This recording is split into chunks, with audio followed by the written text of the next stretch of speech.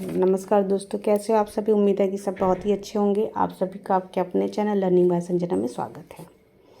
तो आइए स्टार्ट करते हैं आज का अपना नया टॉपिक, सुधीर रंजन खास्तगीर। इसके पहले और भी चित्रकार हो चुके हैं, उसको आप लोग एक बार ज़रूर देखिएगा। देख करके उसको याद करिएगा। इंपॉर्टेंट फैक्ट्स दिया हुआ उसको पढ़ना बिल्कुल नहीं भूलिएगा। जिसको नोट्स बनाना है वो नोट्स भी बना सकता है, जिसको नोट्स नहीं बनाना वो चलते फिरते पढ़ता रहेगा। चलते फिरते चहलकदमी किसका है? विनोद बिहारी मुखर्जी का पढ़ाया हुआ पीछे। तो ठीक है, चलिए स्टार्ट करते हैं आज का अपना नया टॉपिक, सुधीर रंजन खास्तगीर। तो सुधीर रंजन खास्तगीर ने सबसे पहले जो है इनको चित्रकार और मूर्तिकार दोनों रूप में जाना जाता है। तो बहुत विवाद है कि ये मुख्यतः चित्रकार हैं कि मूर्तिकार हैं। तो कहीं कहीं इनको मूर्तिकार भी कह दिया जाता है, कहीं कहीं चित्रकार भी कह दिया जाता है। तो सुधीर रंजन खास्तगीर ने सबसे अधिक चित्रकारी की, इन्होंने सबसे अधिक चित्रकारी की, परंतु प्रसिद्धि इनको किस में मिली है? मूर्तिकारी में मिली है। काम इन्होंने चित्रकारी में, चित्र इन्होंने बहुत सारा बनाया है, लेकिन स्पेशली इनको जाना किस लिए जाता है? तो मूर्तिकार के रूप में जाना जाता है। इनका जन्म 1907 में चटगांव बांग्लादेश में हुआ था। इनका जन्म 1907 चटगांव बांग्लादेश में हुआ था। Indian society of oriental art की स्थापना भी इनके जन्म के वक्त हुई थी। इनको चटक रंगों का चंचल चित्रकार कहा जाता है। इनको चटक रंगों का चंचल चित्रकार कहा जाता है।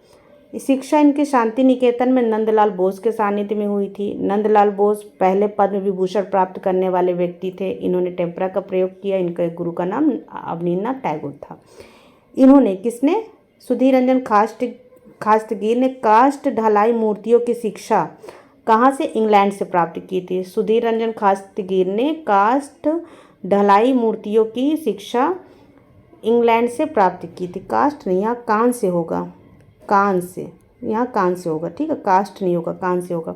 इनकी मूर्तियों पर अगस्त रोंदा का प्रभाव दिखाई देता है। इनकी मूर्तियों पर किसका प्रभाव दिखाई देता है? तो इनकी मूर्तियों पर अगस्त रोंदा का प्रभाव दिखाई देता है। और ये ब्रह्म समाज के अनुयायी थे। किस समाज के अनुयायी थे? तो ब्रह्म समाज के अनुयायी सुधीर रंजन खास्तगीर थे। 1935 में दून कला विद्यालय देहरादून की स्थापना सतीश रंजन ने की थी। किसने? सतीश रंजन ने। 1935 में दून कला विद्यालय देहरादून की स्थापना सतीश रंजन के द्वारा हुई थी। और यहीं पर प्रथम कला शिक्षक के रूप में किसको देखा गया था? तो सुधीर रंजन खास्तगीर। सुधीर रंजन खास्तगीर ने प्रथम कला शिक्षक के रूप में कहाँ कार्यभार संभाला था? तो दून कला विद्यालय देहरादून में। इसकी स्थापना किसने की थी? तो सतीश रंजन ने की थी। कब की थी? 1935 में की थी। और 1936 में इनकी प्रथम एकल प्रदर्शनी भी लगी थी। 1956 में ये लखनऊ कला विद्यालय के प्रिंसिपल बने थे। कब बने थे लखनऊ कला विद्यालय के प्रिंसिपल? तो 1956 में बने थे। उनके समय कला विद्यालय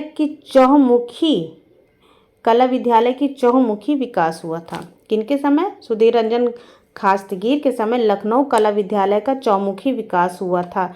इसलिए इनको लखनऊ कला विद्यालय का उगता हुआ सूर्य भी कहा जाता है। किसको? लखनऊ कला विद्यालय का उगता हुआ सूर्य किसको कहते हैं? तो सुधीर रंजन खास्तगीर को कहते हैं। और मुगल में चहुमुखी विकास किसके समय हुआ था? चरमोत्कर्ष था। चहुमुखी विकास हुआ था तो अकबर के समय में। किसके समय में? अकबर के समय में चहुमुखी विकास हुआ था। चाहे वो साहित्य हो, चाहे कला हो, चाहे आपका स्थापत्य हो, धर्म हो, हर तरफ इन्होंने विकास किया था। फिर उसके बाद पार्ट वाइज बढ़ गया कि चित्रकला का चरमोत्कर्ष किसके समय था, कला का चरमोत्कर्ष किसके समय था, साहित्य का किसके समय था, और स्थापत्य का किसके समय था। तो वो अलग अलग बढ़ गया, लेकिन इनके समय में चारों का विकास हुआ और चरमोत्कर्ष में सबके पीरियड में अलग अलग गया है। नेक्स्ट है, इनको पुरस्कार क्या क्या मिला है ये देख लेते हैं। 1957 में ये पद्मश्री प्राप्त करने वाले पहले व्यक्ति थे। सुधीर रंजन खास्तगीर को 1957 में पद्मश्री से नवाजा किया और ये पद्मश्री प्राप्त करने वाले पहले व्यक्ति थे। पद्म विभूषण सबसे पहले किसको मिला था? तो नंदलाल बोस को मिला था। और पद्म भूषण यामिनी रंजन राय को 54 में नंदलाल बोस को, 55 में यामिनी रंजन राय को पद्म भूषण, और 57 में पद्मश्री क्या नाम है इनका? सुधीर रंजन खास्तगीर। नेक्स्ट है, प्रमुख चित्र तूफान में यात्रा, अधिक अन्न उपजाऊ, तालाब से वापसी, विधवा, गुरुदेव और बापू, बसेट, पलाश वृक्ष, इनको पलाश के वृक्ष बहुत ज़्यादा पसंद है, पलाश के फूल, तो इनके चित्रों में ज़्यादातर पलाश के फूल को आप देख सकते हैं। और इतने ज़्यादा पसंद थे कि शांति निकेतन में इनको कमरा मिला था, रहने के लिए जगह मिली थी, इनका घर था, तो वहाँ ने उस घर का नाम पलाश भवन रख दिया था। पूजा और लय, ये सब किसके चित्र हैं? तो सुधीर रंजन खासतीगिर के चित्र हैं। इनके और शिष्य हैं मा वशुषु और टोरसो, इन्होंने छापा चित्रण बनाया था। मूर्ति शिल्प देखिए, एक पॉइंट और देख लीजिए, टोरसो चित्र पे ग्रांड सेलो पुरस्कार इनको 1932 में अमृता शेरगिल को मिला था। 1832 में तो पैदा भी नहीं हुई थी बेचारी, माने का जन्म हुआ था 1832 में। टोरसो चित्र पर सुधीर रंजन खासतीगिर ने, टोरसो चित्र सुधीर रंजन खासतीगिर ने बनाया था। और टोरसो चित्र जो है वो उस पर 1932 में, उसमें 1932 में अमृता शेरगिल को पुरस्कार भी मिला था। और क्लासिकल टोरसो किसने बनाया था? तो जतिन दास ने बनाया था, जिनकी बेटी का क्या नाम है? तो नंदिता दास। वो कौन है? वो फिल्म एक्ट्रेस है। इनके मूर्ति शिल्प भी देख लेंगे।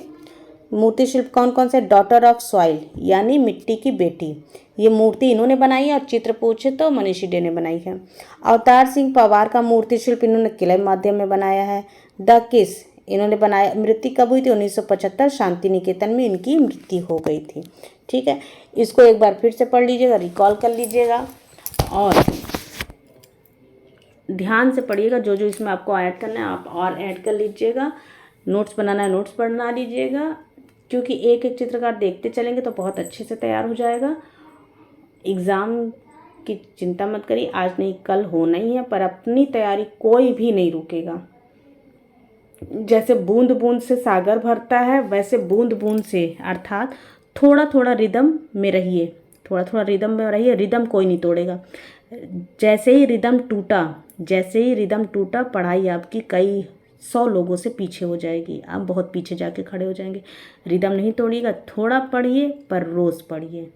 ठीक है, तो वीडियो अपनी यहीं समाप्त करते हैं। तब तक के लिए थैंक यू, और लाइक शेयर सब्सक्राइब करके जाइएगा। बीच में हम कभी किसी को नहीं बोलते, लास्ट में बोलते हैं, तो हमें लगता है कि हमको बोलना भी नहीं चाहिए, क्योंकि आप सब इतने समझदार हैं कि लर्निंग बाय संजना के साथ आप हमेशा बने रहेंगे। तो सब्सक्राइब ज़रूर करिएगा, लाइक करिएगा, शेयर करिएगा, कमेंट भी करिएगा, ताकि हमको अच्छा लगे। और कल से हम लोगों का यूथ स्टार्ट होगा। ठीक है, कल से हम लोगों का यूथ स्टार्ट होगा। फिर यूथ का इंडियन हो जाएगा और सारे चित्रकार हो जाएंगे। फिर जैसे ही वेस्टर्न आएगा तो इसके बीच में गैप करके फिर 2-3 चित्रकार और पढ़ा देंगे। फिर वेस्टर्न समाप्त होगा तो फिर 2-3 चित्रकार रख करके फिर ग्राफिक, मतलब जो जो उसके आगे का है वो पढ़ा देंगे। ठीक है, तब तक के लिए थैंक यू, मिलते हैं नेक्स्ट वीडियो में, बाय बाय।